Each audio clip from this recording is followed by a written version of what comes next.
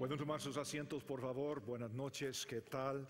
Busquemos en el libro de Génesis, por favor, el capítulo 47. Cuando comenzamos este estudio, quizá por el año 1898, nos pareció imposible terminar algún día, pero aquí estamos en el capítulo 47, es decir, que nos queda muy poco. Y al estar buscando su lugar en Génesis, solamente voy a leer un pasaje que comentamos la semana pasada, un versículo muy conocido de Filipenses 1:6 que dice simplemente: estando persuadido de esto, que el que comenzó en vosotros la buena obra, la perfeccionará hasta el día de Jesucristo.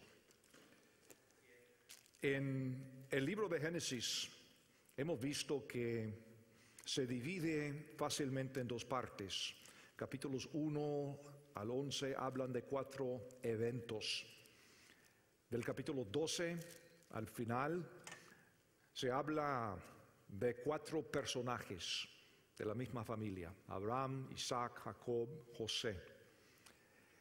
Y hemos visto la vida de Jacob en toda su carnalidad, su inmadurez, sus rebeliones espirituales. Como dice su nombre, Jacob, suplantador, engañador, manipulador, lo que fuera, un tipo muy carnal.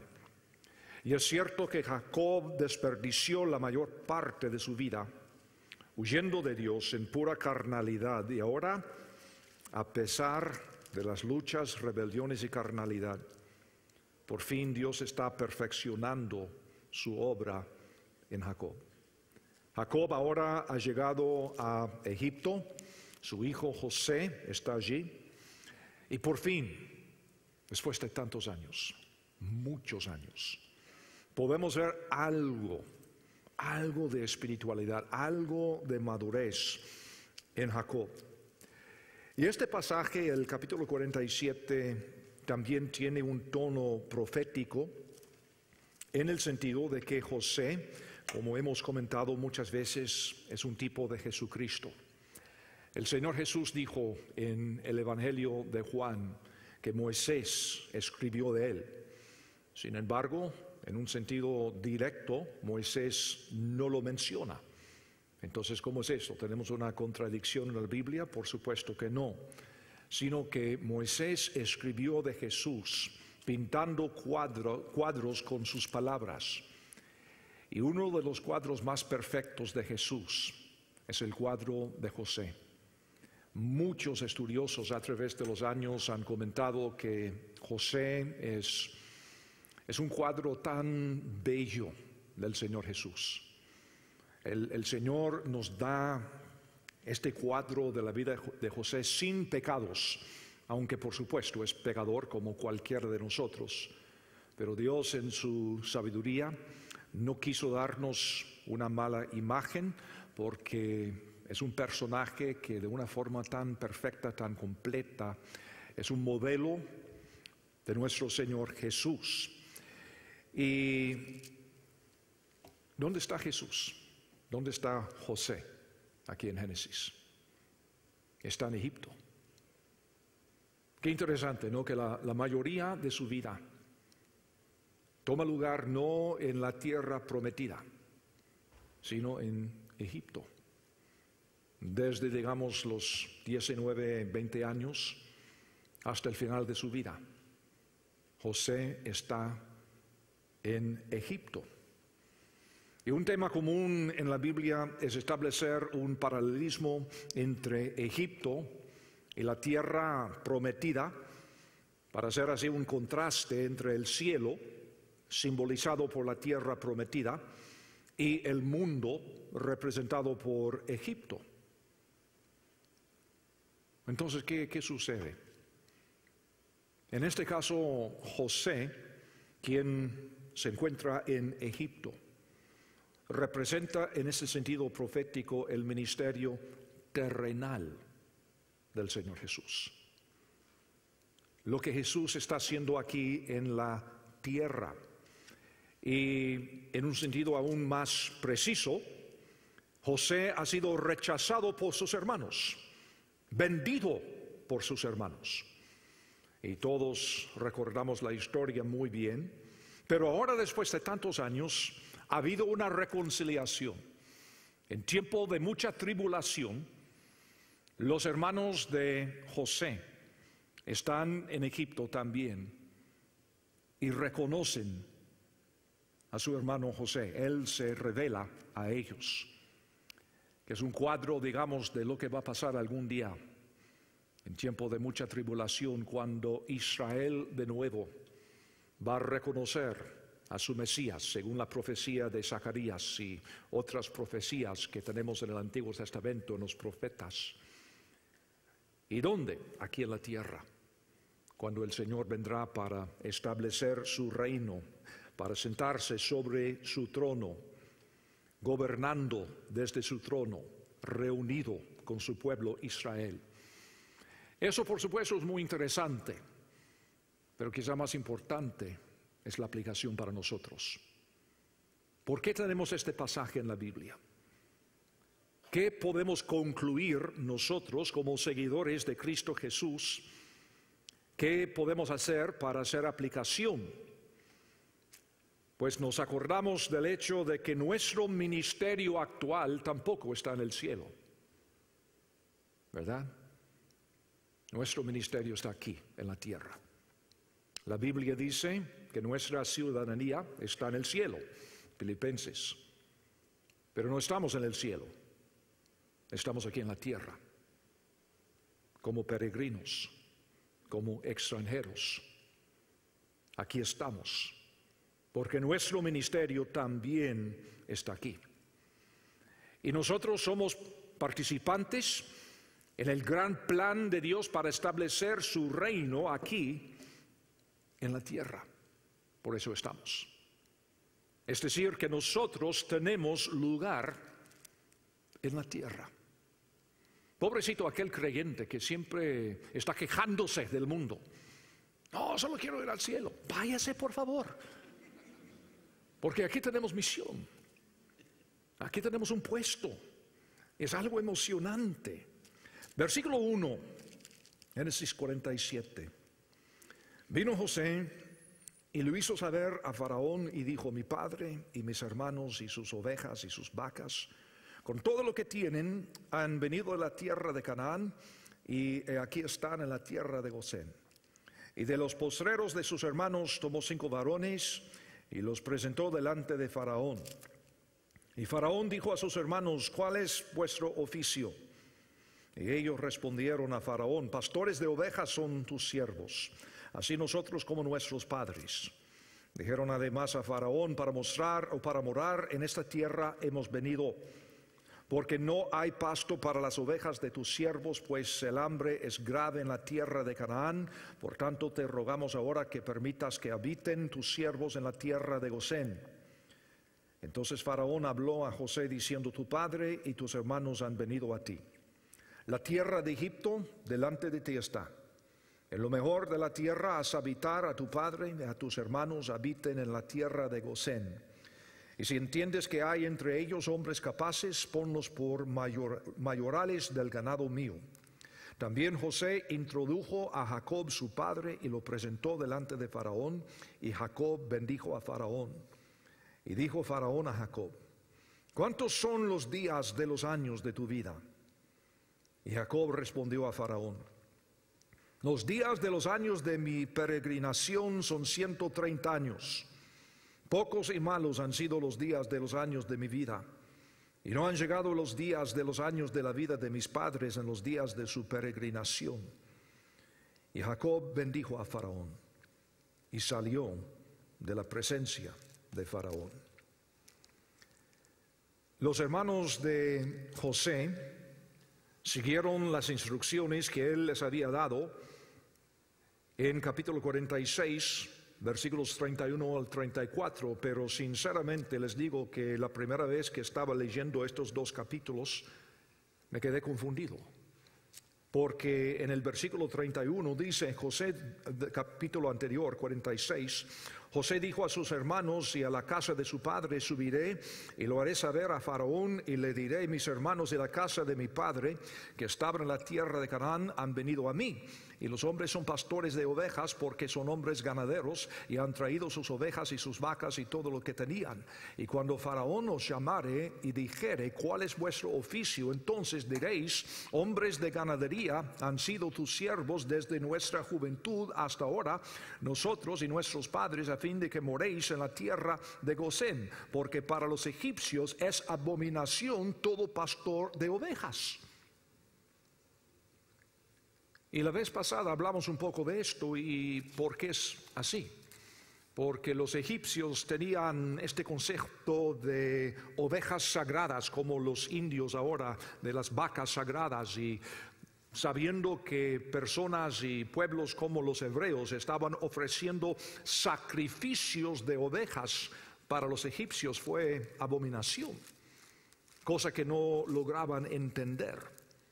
Los egipcios dependían más de la agricultura que de la cría de animales, y por eso consideraban el sacrificio de ovejas, como digo, blasfemia.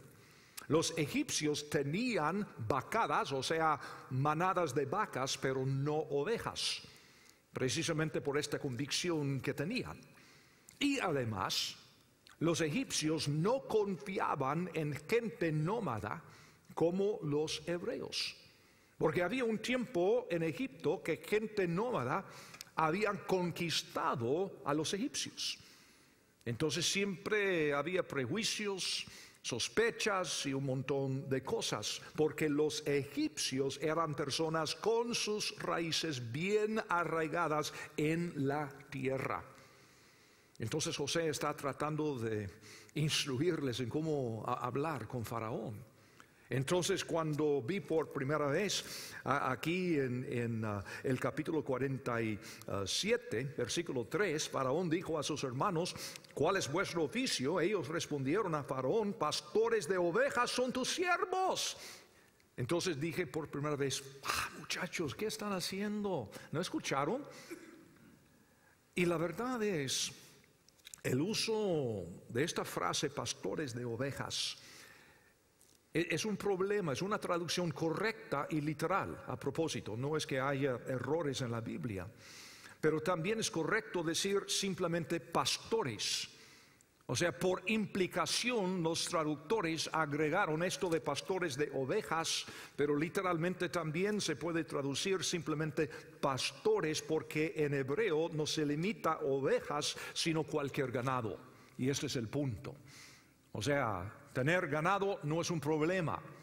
Y precisamente por eso Faraón dice: bueno, si son capaces, entonces sería fantástico ponerlos sobre mi ganado, sus vacas. Y así fue. Entonces hicieron precisamente lo que José les había explicado. Y la explicación que da Jacob, además, es algo muy transparente, en el sentido de expresar su forma de vivir en tiendas sin raíces fijas, aún sabiendo que eso para los egipcios es algo no muy bien entendido. Y Faraón les ofrece puestos como mayorales de su ganado, específicamente sus vacas, como decía, y es un puesto de importancia, y hasta que hay evidencia histórica documentando que el Faraón empleaba a extranjeros para cuidar su ganado, precisamente como lo tenemos aquí en la Biblia. Pensemos un poco en esto. Igual a estos hebreos, el mundo no nos entiende a nosotros tampoco, porque nosotros no somos pastores de animales, sino de personas, concepto que el mundo no lo entiende. Igual a los hebreos, nosotros no tenemos raíces aquí en la tierra, sino como dice en Hebreos capítulo 11, versículo 10, buscamos aquella ciudad que tiene fundamentos, cuyo arquitecto y constructor es Dios. Y por eso muchas veces no nos entienden. Pero tenemos que ser sabios y correctos en cómo nos expresamos. Eso es lo que José estaba tratando de explicarles. No hemos de mentir, pero tenemos que hablar de una forma a veces creativamente. Tony, ¿cómo hacemos en los países donde los misioneros no tienen entrada? Entonces tenemos que emplear palabras que son creativas para decir que somos socios globales, que somos esto, que obreros de no sé qué, y tenemos que hablar bien para nuestra protección, pero sin mentir. Entonces es posible, precisamente el mismo concepto. Pero hay algo aún más importante en versículo 10. Dice, y Jacob bendijo a Faraón. Jacob bendice a Faraón. En capítulo 12 pasamos mucho tiempo hablando del pacto que Dios hizo con Abraham. Veamos otra vez más en capítulo 12 para que todos tengamos buena memoria de lo que dijo específicamente el Señor. Aquí en capítulo 12, comenzando esta segunda división de Génesis, pero Jehová había dicho a Abraham, vete de tu casa y de tu parentela y de la casa de tu padre a la tierra que te mostraré. Y haré de ti una nación grande y te bendeciré y engrandeceré tu nombre y serás bendición. Bendeciré a los que te bendijeren y a los que te maldijeren maldeciré.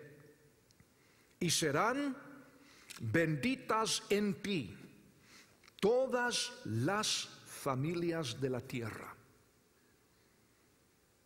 Un término en hebreo que cuando Pablo lo traduce en Gálatas, emplea la misma palabra que usa Jesús en la Gran Comisión. Pantata ethne, todas las etnias del mundo. Entonces este pacto, esta promesa que Dios establece con Abraham, básicamente Dios está haciendo a Abraham, te voy a bendecir para que tú seas bendición. Somos bendecidos para bendecir. Y para bendecir a los pueblos del mundo, a todas las etnias del mundo. Esto siempre ha sido el propósito de Dios a través de los siglos. Esta es la historia de la Biblia. Sin embargo, a veces Abraham no andaba tan bien. Porque vamos a recordar aquel tiempo cuando Abraham trajo maldición a Faraón, cuando le mintió en cuanto a su esposa Sara. No, es mi hermana. ¿Y qué pasó? Una maldición. En vez de ser una bendición, fue una maldición. Y ahora, qué interesante que Jacob, que durante toda la vida ha sido engañador, manipulador, carnal, ahora al final de su vida, ¿quién bendice a Faraón? Jacob. ¿Cómo es el Señor? No depende de nosotros, ¿verdad? Buenos, malos, lo que fuera, Dios hace la obra. Y ahora Dios está haciendo su obra a través de Jacob. Jacob empieza y termina con una bendición. El año 1876 antes de Cristo, Jacob tiene 130 años, fíjense. Pero como él dice, no tanto como mis padres. Y es cierto. Jacob finalmente está llegando a ser lo que Dios siempre había querido que fuera. Y ahora por primera vez en su vida no hay señales de manipulación, ni engaño, ni intentos de ganarse el favor. Se llama a sí mismo Jacob, pero ahora por primera vez vive como Israel, el nombre que Dios le había dado, príncipe con Dios. Es un acto a propósito de valor increíble por parte de Jacob atreverse a bendecir a Faraón.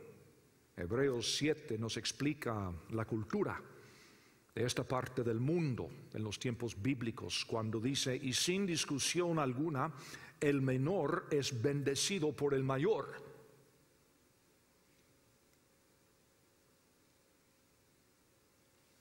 Y aquí tenemos a Jacob, este nómada, este pastor que llega a Faraón, uno de los hombres más poderosos en el mundo, y le bendice.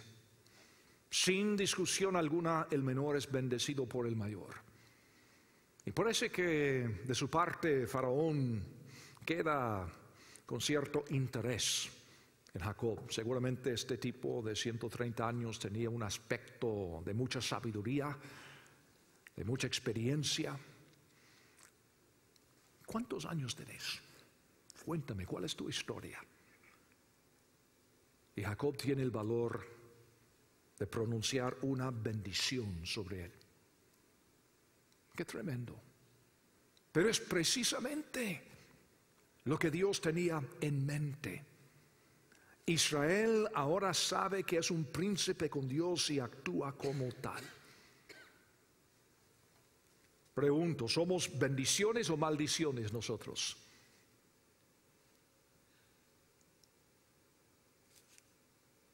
¿Qué dirán nuestros vecinos? ¿Qué dirán nuestros compañeros de trabajo? Nuestros familiares. ¿Somos una bendición? ¿Somos una carga? ¿O somos totalmente una maldición? Versículo 11. Así José hizo habitar a su padre y a sus hermanos y les dio posesión en la tierra de Egipto, en lo mejor de la tierra, en la tierra de Ramesés, como mandó Faraón. Y alimentaba José a su padre y a sus hermanos y a toda la casa de su padre con pan, según el número de los hijos. Están ocupando la tierra. Han venido de la tierra prometida al mundo, simbólicamente, para habitar. Nos hace pensar en las palabras de Jesús en su oración a su Padre Celestial en Juan 17. De hecho, vamos a leer lo que dijo en Juan capítulo 17, versículo 14, en esta oración increíble que le ofrece a su Papá Celestial poco antes de ser crucificado. Y en Juan 17, versículo 14 dice: yo les he dado tu palabra y el mundo los aborreció porque no son del mundo, como tampoco yo soy del mundo. No ruego que los quites del mundo, sino que los guardes del mal. No son del mundo, como tampoco yo soy del mundo. Santifícalos en tu verdad, tu palabra es verdad. Dios nos ha dejado aquí en el mundo. No ha querido quitarnos del mundo, aunque no somos del mundo. Su promesa es protegernos del mal. Aquí estamos en el mundo y muchos dicen: ¡ay, qué problemas y sufrimiento y dolor! Y, sí, claro, por eso estamos. Precisamente por eso estamos. Pero no, es que algo, como quisiera ir al cielo. Pero aquí estamos, en tiempo de angustia, precisamente como estos días en Egipto. Y como José estaba alimentándoles cada día con todo lo que necesitaban, es la misma promesa que nosotros tenemos.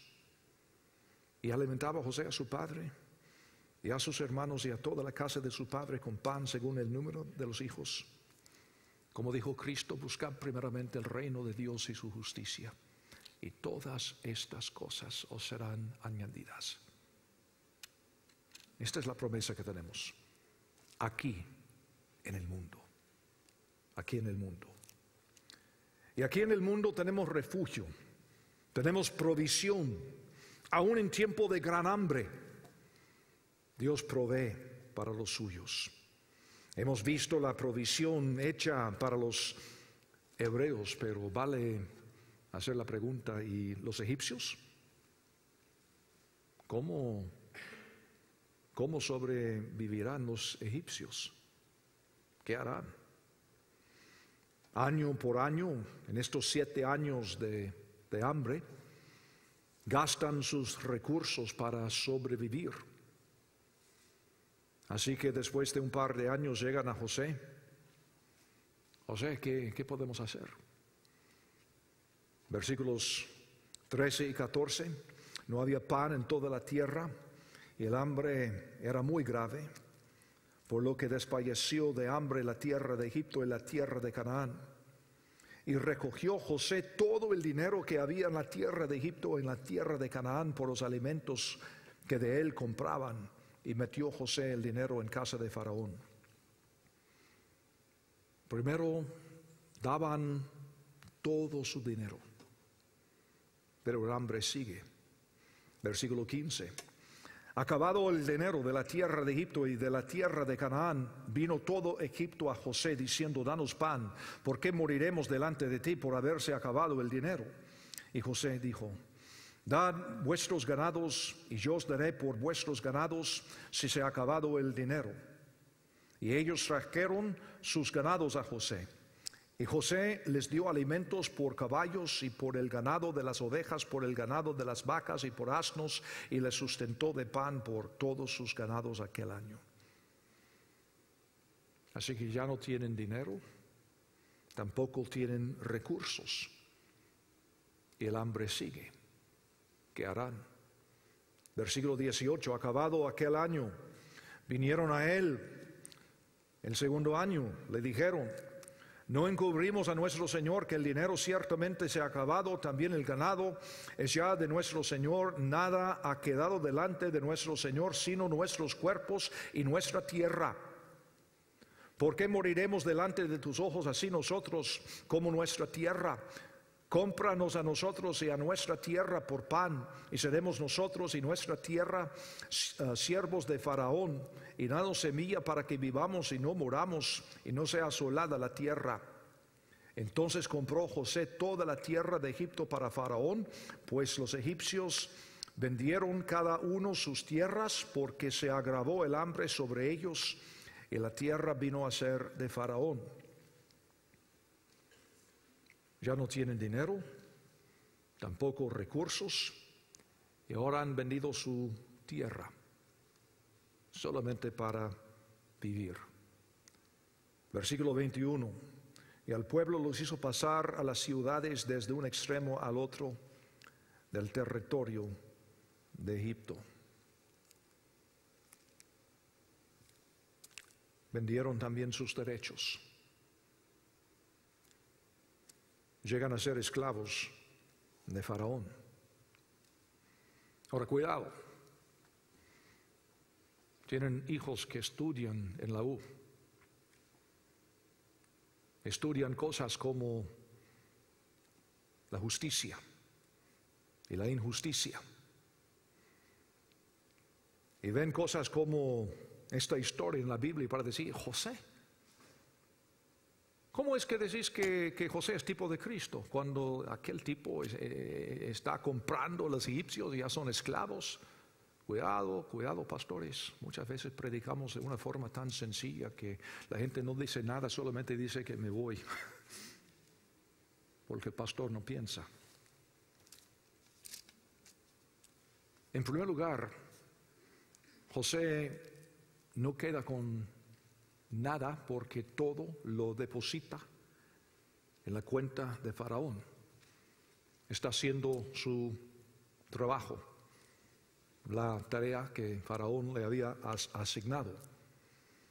Y además, estudiando la historia, esta esclavitud no es igual a lo que muchos tenemos en mente hoy en día. Es el hecho de haber sacrificado sus derechos para recibir los beneficios del Estado. Es decir, en Egipto la propiedad privada deja de existir, como ha sucedido varias veces en varios países en la historia, hasta el día de hoy. Y además pagan un impuesto del 20% de sus cosechas futuras. ¿Y cuál es el resultado? Versículo 25 dice: ellos respondieron: la vida nos has dado, y hallemos gracia en ojos de nuestro Señor, y seamos siervos de Faraón. Entonces José lo puso por ley hasta hoy sobre la tierra de Egipto, señalando por Faraón el quinto, excepto solo la tierra de los sacerdotes que no fue de Faraón. Son contentos, felices, agradecidos, porque Faraón les salvó las vidas y de sus hijos. Qué interesante. Qué interesante eso. Pero hay un principio bíblico, ya no hablando de la política, porque valdría la pena leer esto después de los comicios aquí en este país hace algunos días, ¿verdad? Muchos aquí piensan que el capitalismo es algo inspirado por Dios. Buen sistema, como cualquier sistema, pero es un sistema. Es un sistema. Y desafortunadamente muchos aquí en este país piensan que la responsabilidad divina que hemos recibido no es la gran comisión, sino es la responsabilidad de convertir el resto del mundo en una democracia. Y honestamente, hay lugares donde no es lo mejor. Y aquí tenemos un ejemplo en la Biblia. En la misma Biblia, pero hay algo más profundo, fuera de todo lo político, si es posible pensar sin la política por un momento. Hay un principio bíblico muy importante. La libertad y la vida se encuentran en la esclavitud. La Biblia dice en Juan capítulo 8 que todos somos esclavos del pecado. Y Jesús nos ofrece dos opciones: quedar como esclavos del pecado o ser esclavos de él. Todos somos esclavos, quererlo o no. La pregunta es, ¿de quién? Romanos 1, versículo 1, Pablo, siervo de Dios, doulos, literalmente esclavo, siervo del Señor. Interesante más adelante en Romanos capítulo 6, versículo 16. Romanos 6, 16. ¿No sabéis que si os sometéis a alguien como esclavos para obedecerle, sois esclavos de aquel a quien obedecéis, sea del pecado para muerte, o sea de la obediencia para justicia? Pero gracias a Dios que aunque erais esclavos del pecado, habéis obedecido de corazón a aquella forma de doctrina a la cual fuisteis entregados. Y libertados del pecado, vinisteis a ser esclavos, literalmente siervos de la justicia. Hablo como hermano por vuestra humana debilidad, que así como para iniquidad presentasteis vuestros miembros para servir a la inmundicia y a la iniquidad, así ahora para santificación presentad vuestros miembros para servir a la justicia. Porque cuando erais esclavos del pecado, erais libres acerca de la justicia.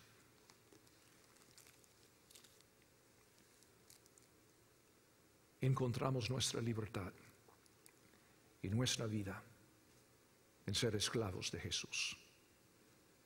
Esto se llama el Evangelio. El Evangelio no es simplemente decir ¿quién quiere ir al cielo? ¿Quién no quiere ir al cielo? Pues lo único que tienes que hacer es orar esta pequeña oración y pasa, así es. Solo eso, sí, fantástico. Gracias, nos veremos en el cielo. Pero ¿dónde aparece esto en la Biblia? Estaba estudiando hoy en Lucas cuando el Señor ve a Mateo, Leví, y le dice, sin nada, sin presentación, sin nada, ve a aquel tipo sentado en su puesto y dice, sígueme. Punto. No dijo, ¿quieres invitarme a entrar en tu corazón para ser tu salvador personal? ¿Quieres ir al cielo? Él dijo, sígueme. ¿Qué hizo? Lo dejó todo y le siguió. Eso es ser discípulo de Jesucristo.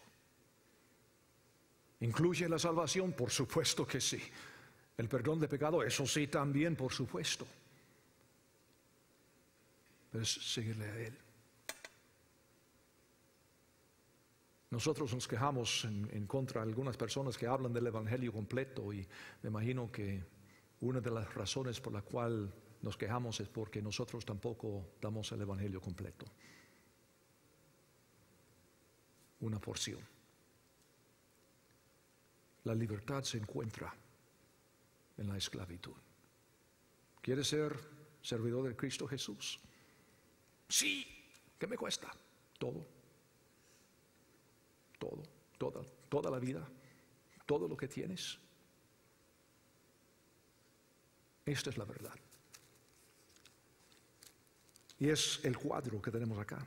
Hasta que José les da la semilla para sembrar. Versículos 22 y 23. Solamente la tierra de los sacerdotes no compró, por cuanto los sacerdotes tenían ración de Faraón, y ellos comían la ración que Faraón les daba. Por eso no vendieron su tierra. Y José dijo al pueblo: he aquí os he comprado hoy a vosotros y a vuestra tierra para Faraón. Ved aquí semilla y sembraréis la tierra. De los frutos daréis el quinto a Faraón, y las 4 partes serán vuestras para sembrar las tierras y para vuestro mantenimiento, y de los que están en vuestras casas y para que coman vuestros niños. Hasta que les da la semilla. Y la promesa de provisión. Hay algo muy parecido en 2 de Corintios capítulo 9. 2 de Corintios capítulo 9, en el contexto de ofrendar, fíjense. En versículo 10, 2 de Corintios 9, 10, y Él que da semilla al que siembra y pan al que come, proveerá y multiplicará vuestra sementera y aumentará los frutos de vuestra justicia, para que estéis enriquecidos en todo para toda liberalidad, la cual produce por medio de nosotros acción de gracia a Dios.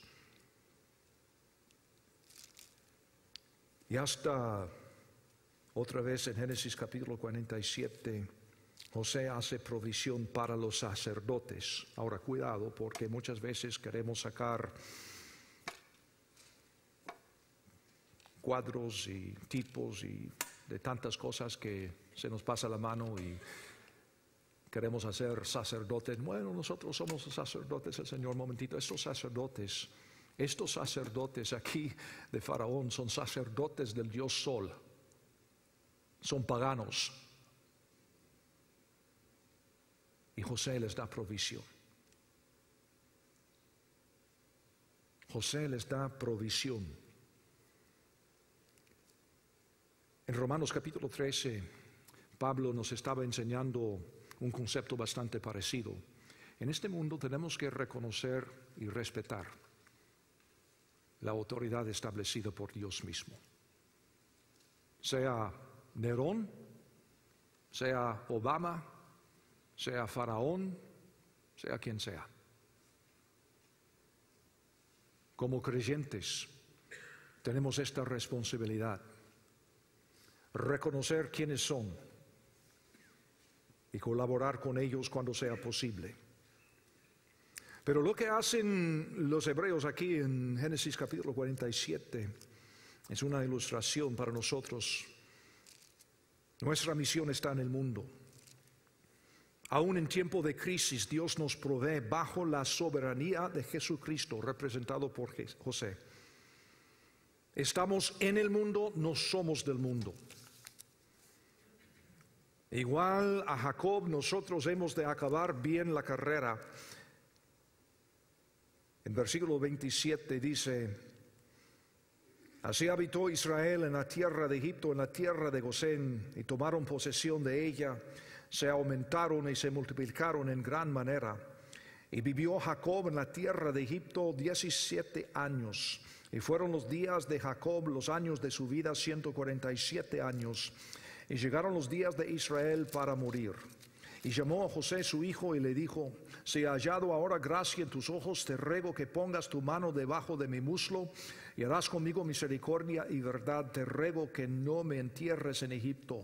Mas cuando duerma con mis padres, me llevarás de Egipto y me sepultarás en el sepulcro de ellos. Y José respondió: haré como tú dices. E Israel dijo: júramelo. Y José le juró. Entonces Israel se inclinó sobre la cabecera de la cama, es decir, murió. Jacob terminó su carrera con su hogar en Egipto. Después de haber vivido la mayor parte de su vida en carnalidad, ahora por fin Jacob está en Egipto. No encuentra paz, fíjense, hasta que está en Egipto, porque ahí estaba la misión y descansa en Dios. Pero qué interesante que cuando muere, el mundo nada puede ofrecerle. Hijo, lleva mi cuerpo a la tierra prometida. Sí, papá, lo haré. Y nosotros tenemos la misma promesa: algún día vendrá nuestro Señor. ¿Y qué va a pasar? Bueno, ustedes conocen muy bien Tesalonicenses y todos esos pasajes que nos hablan de aquel día cuando venga el Señor. Se abrirán las tumbas y los que estamos con vida siempre aquí, vamos a reunirnos con Él en el aire. El mundo no nos ofrece nada. Él tiene su corazón en la tierra prometida. Tiene aproximadamente 147 años de edad. José tendrá alrededor de 56. Y en versículo 29, según este juramento hebreo, pone su mano debajo de su muslo, es decir, sometiéndose al poder de otro, la parte más fuerte del cuerpo humano. Y así es la promesa. Hermanos, nosotros tenemos una misión en la tierra, aquí en la tierra. Y yo creo que este pasaje tiene una aplicación muy especial para nosotros que estamos aquí esta noche. Porque muchos de ustedes, casi todos, no nacieron en esta tierra en donde estamos.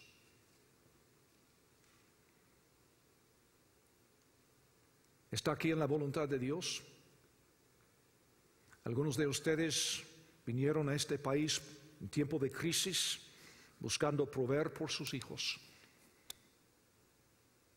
Algunos sin conocer a Dios. Pero como Jacob, no importa cómo llegaron acá. Aquí están. ¿Por casualidad o tendrá Dios alguna misión? Aquí están en un país de muchas riquezas. Y el mundo nos espera. El 40% del mundo no sabe quién es Jesús. Hoy en día hay miles de obreros latinos trabajando entre los pueblos no alcanzados. Pero la obra es grande, la mies es mucha, los obreros pocos. ¿Por qué ha puesto Dios a ustedes aquí en este país? ¿Para ser bendecidos, punto? ¿O han sido bendecidos para bendecir? Como es el patrón a través de toda la Biblia. ¿Será posible que precisamente como en el caso de Jacob están aquí ustedes para poder financiar a miles y miles de socios globales, obreros latinos, trabajando con los no alcanzados en el mundo? ¿O están aquí solamente para que estén cómodos? Para que tengan una iglesita donde todos estén contentos. ¿O tendrá Dios alguna misión mayor? Yo creo que tenemos mucho en común con estos hebreos. Y hasta que Dios nos da la semilla, la pregunta es, ¿cómo la estamos sembrando? Y como digo, no importa si comenzamos en carnalidad, la pregunta es, ¿cómo lo vamos a terminar? ¿Cómo vamos a vivir hoy y mañana? Jacob desperdició muchos años, pero gracias al Señor, en los últimos años de su vida, llegó a vivir de acuerdo al propósito de Dios, y Dios lo usó. Y cuando murió, murió como príncipe con Dios. Y ahora la pregunta para nosotros, ¿cómo vamos a acabar la carrera? Dios nos ha bendecido enormemente. ¿Para qué? ¿Para ser bendecidos? ¿Todo? ¿O hemos sido bendecidos para bendecir? Esta es la pregunta. Padre Santo, gracias te damos por una Biblia que contempla con cientos de años de anticipación la situación actual en que vivimos. Seguramente, Padre, la naturaleza humana no ha cambiado en nada en todos estos siglos. Tampoco tu plan, tampoco tu palabra, tampoco tu persona. Gracias, Señor, por amarnos, gracias por habernos rescatado, gracias por habernos bendecido. Pero, Señor, te suplico que esta noche podamos entender bien que hemos sido bendecidos para bendecir. Gracias por las personas que han llegado para participar mañana en la conferencia y los que están en camino. Te suplico, Señor, que sea un tiempo de mucho beneficio, porque todo te lo suplicamos en el nombre precioso de Cristo Jesús. Amén. Amén. Antes de